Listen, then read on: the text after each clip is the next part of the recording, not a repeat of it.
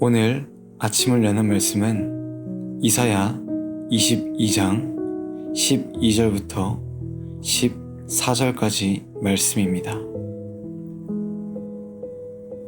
그날에 주 만군의 여호와께서 명령하사 통곡하며 애곡하며 머리털을 뜯으며 굵은 배를 띠라 하셨거늘 너희가 기뻐하고 즐거워하여 소를 죽이고 양을 잡아 고기를 먹고 포도주를 마시면서 내일 죽으리니 먹고 마시자 하는도다.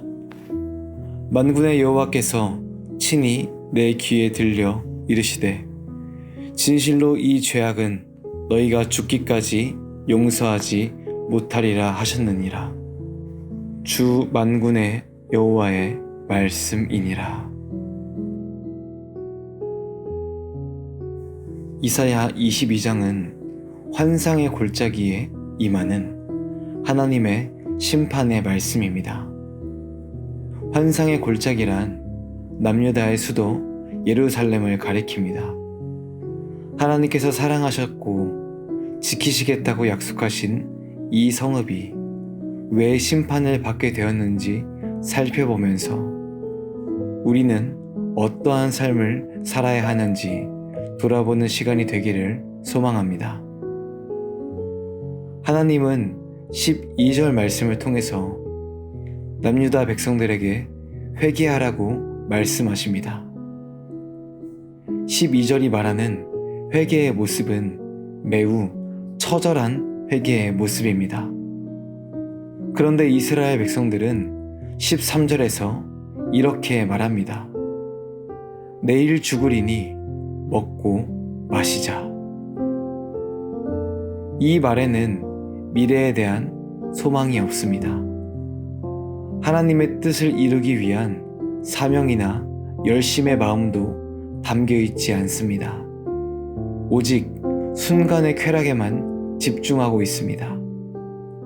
하나님께서 주신 삶과 생명을 제대로 사용하지 않은 채 육체의 정욕에만 자신의 몸을 맡겨 살아가고 있는 것입니다. 사랑하는 성도 여러분, 우리의 삶은 거저 주어진 것이 아닙니다. 하나님께서 우리를 이 땅에 보내실 때 각자의 삶에 책임을 주셨습니다. 그 책임은 하나님을 사랑하는 것이며 동시에 나의 이웃과 모든 세계에 유익을 끼치는 것입니다.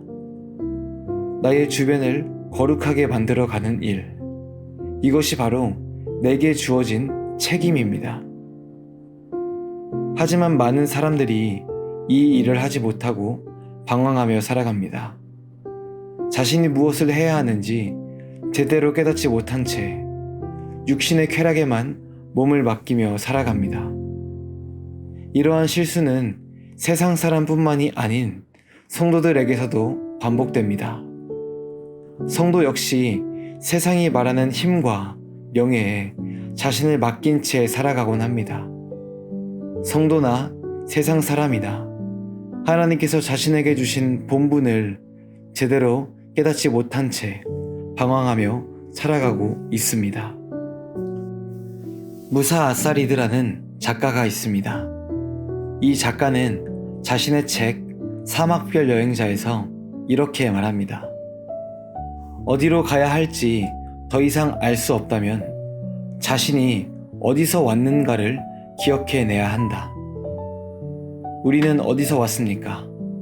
우리는 하나님께로부터 왔습니다. 그리고 하나님은 우리를 거룩하지 못한 곳, 사랑이 없는 곳으로 보내십니다.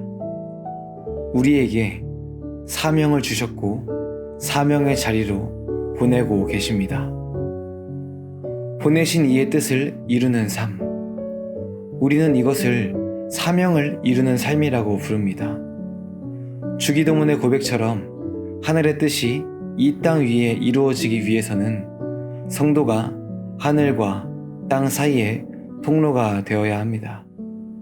하나님은 우리를 통해 자신의 뜻을 이 땅 위에 밝히시며 아직 흑암 중에 매인 자들에게 빛을 비추십니다. 우리의 삶은 평범한 인간의 삶이 아닌 하늘의 뜻을 이루는 성도의 삶이 되어야 한다는 것입니다.